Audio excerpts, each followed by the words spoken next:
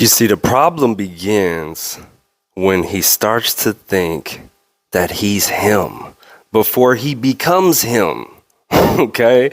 This man decided to take it upon himself to go kill somebody. That was not in the cards. That was not in the cards. There's nowhere where it looks like that might have been in the cards. Okay? Not even after the fact where he became him. That was nowhere in the cards where he was killing somebody. Okay, so that's one of the major problems, is that he was like, you know what? I figured it out. I know what I need to do. But let's take a look. So why did it take Moses 40 years to be used by God? Why did it take 40 years, man? That's a long time. Even back then, I'm sure that was a long time. Obviously, people were living a lot longer, but right now, if God told you you had to wait 40 years, you'd probably be like, that is a long time, man. What is up with that? Hey, but guess what? For some of us, and probably for you, you might have to wait that long. It's unfortunate, but hey, it's part of the game because it is written. So we're going to dive into Moses' story a little bit. We're going to see what is going on with all of this, because there's a lot going on. And when you want to look at what's happening up here, what was his mindset originally, that's what tell you why he had to go through certain things. All right. Now, this is one of my favorite Bible history people to look at. Okay. Because I feel like I vibe with him a lot, with a lot of the stuff that he had to go through. Only recently have I really been like, dang, dude, I really feel what Moses was going through.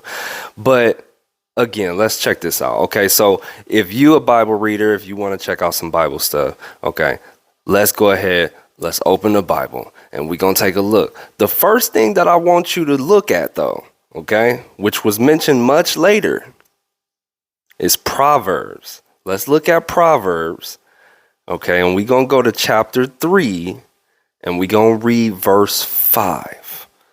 That tells you right there the way that God wants things to go.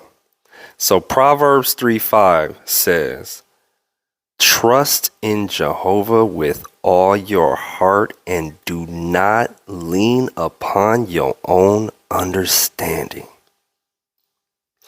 That's one of the first verses I remember seeing on the wall in my face day after day that I can actually remember, that I can actually recall. That was one of the first ones that I ever seen. And I was like, that's going to be a landmark in my life. Something was telling me that's going to be something you're going to have to remember for the rest of your life, dude. Okay. But that kind of gives you an idea of what God was expecting of Moses. But let's see what Moses did. First of all, we're about to look at how Moses even, was. Like, let's get a little bit of history on who this man was. Okay. So go to Exodus, and now we're going to go to chapter 2. Okay. We're not going to go super deep and have a long discussion, but I'm going to pick and choose some parts where it's going to give you the gist of who he was. Okay. So let's start in 2 verse 2. It says, and the woman became pregnant and gave birth to a son. She kept him concealed for 3 months. When she was no longer able to conceal him, she took a papyrus basket, coated it with bitumen and pitch, and put the child in it, placed it among the reeds by the bank of the Nile River. But his sister stood at a distance to see what would happen to him. When Pharaoh's daughter came down near to bathe in the Nile, her female attendants were walking by the side of the Nile, and she caught sight of the basket in the middle of the reeds. She immediately sent her slave girl to go get it. When she opened it, she saw the child, and the boy was crying. She felt compassion for him, but she said, this is one of the children of the Hebrews. Then his sister said to Pharaoh's daughter, Shall I go and call a nursing woman from the Hebrews to nurse the child for you?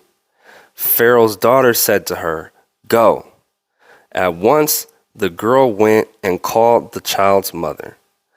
Pharaoh's daughter then said to her, Take this child with you and nurse him for me, and I will pay you. So the woman took the child and nursed him. When the child grew older, she brought him to Pharaoh's daughter, and he became a son to her. She named him Moses and said, It is because I have drawn him out of the water. So right away, this man is extremely fortunate, right? Who knows what could have happened, drowning, all different type of possibilities. But okay, he gets saved. And not only does he get saved, not only does he get rescued, he gets rescued by Pharaoh's daughter. So this is like the best scenario you can get. Okay, imagine your mom put you up for adoption and you get adopted by Denzel Washington. Okay, that's the type of stuff we're talking about right here. Okay, so let's go a little bit deeper. Let's zoom in. Now, in those days after Moses had become adult, he went out to his brothers to look at the burdens they were bearing. And he caught sight of the Egyptian beating a Hebrew, one of his brothers. So he looked this way and looked that way, and seeing no one, he killed the Egyptian and hid him in the sand. Man, look.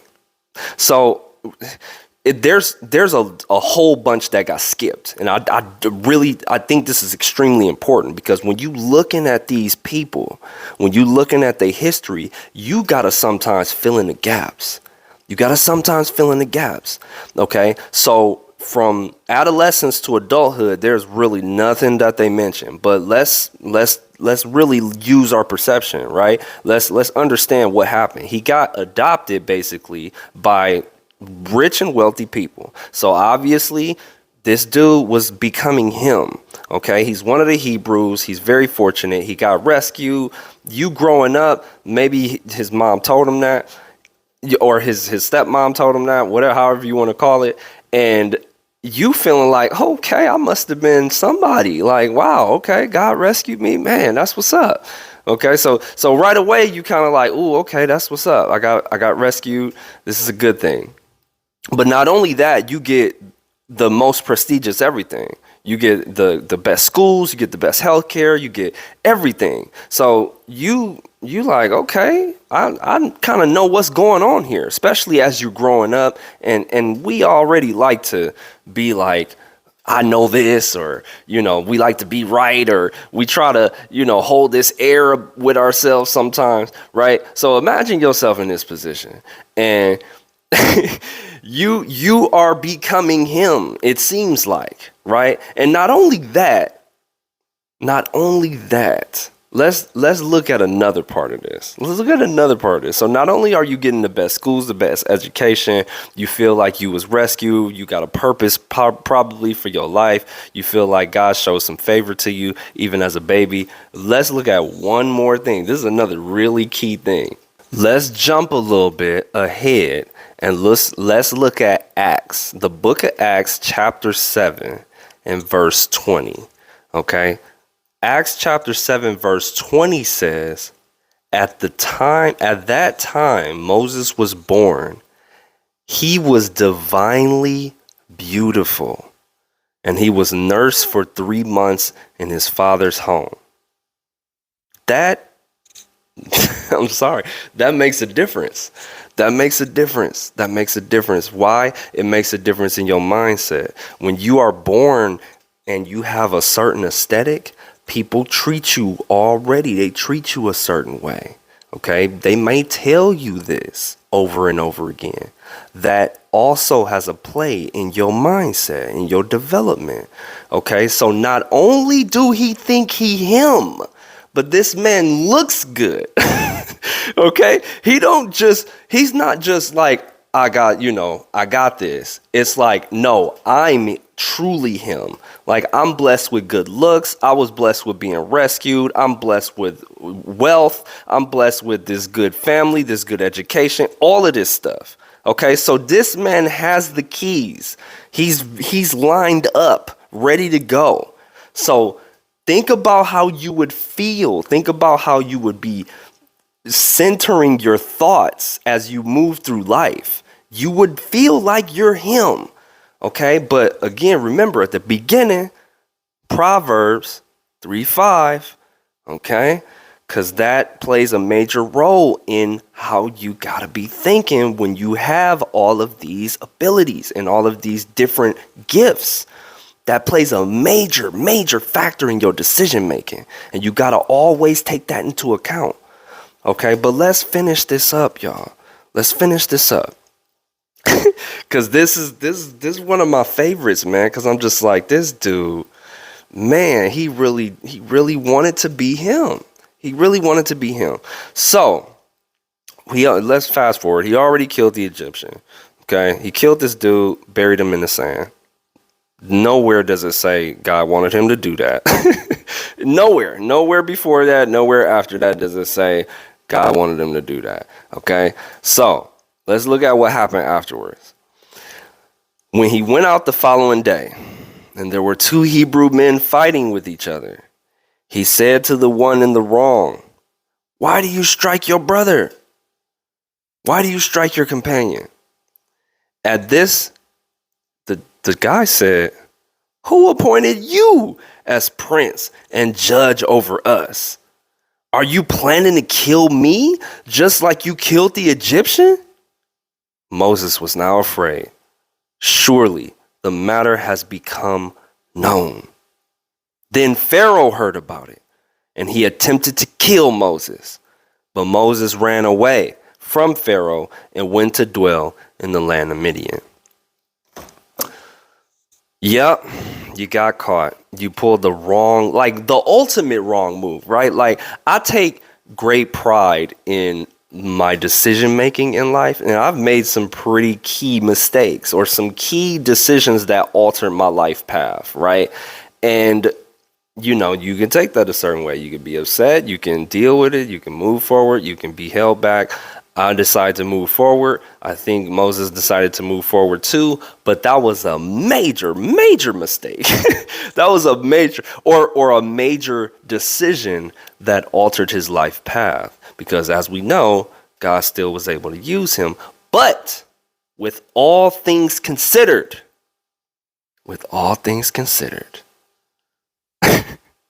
I'm beautiful. I'm divinely beautiful.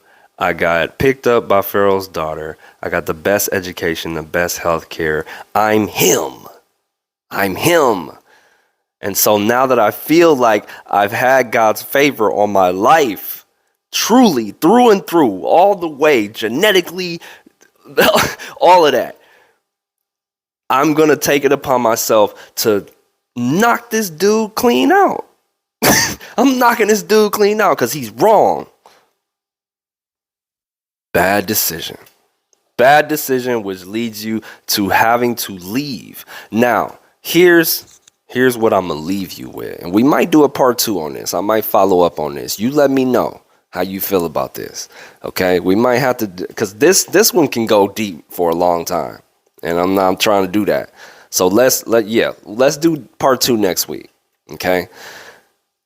Moses has to go to Midian and deal with that decision. Pharaoh trying to kill you. You just killed somebody. And you have really no idea what's going to happen next. Because it didn't say anything. It didn't say what happened next. It just said, there he went off to Midian. And there he was for an extended period of time. Why? Why was he there for an extended period of time? Let's talk about that next week. Next week, tune in, y'all. Saturday. This is when I'm posting. Okay? Saturday is when I post. Every Saturday. Let's bring this up, and I'm going to finalize why Moses had to wait 40 years. Why he had to wait 40 years? Because all of those things that I gave you, all of the the pre-information, the how he was born, where he ended up, how he looked, all of that plays a factor in your mindset. This is for you today. I'm telling you. All that plays a factor into your mindset, and you have a specific way that God wants you to behave because you have these gifts. Because you have been fortunate. He wants you to behave a certain way, and it might take you 40 years to get it. It might take you 40 years to get it. But let's talk about that. Let's talk about what happened in those 40 years. Let's dive into that story next week. Make sure you tune in. All right. In the meantime, like, subscribe, all of the above. Make sure you go to the website, www.mindsetmattersmore.store. If you want to help support, get some gear. I got some gear on the store for you. Also, if you want to get great information, some helpful tips, spiritual, physical, mental tips, good information sent to you by email as a reminder. Go ahead and sign up, www.mindsetmattersmore.net, and jump in. All right. But again, y'all, make sure you like, subscribe, all of the above so you can help us build. Let's get it.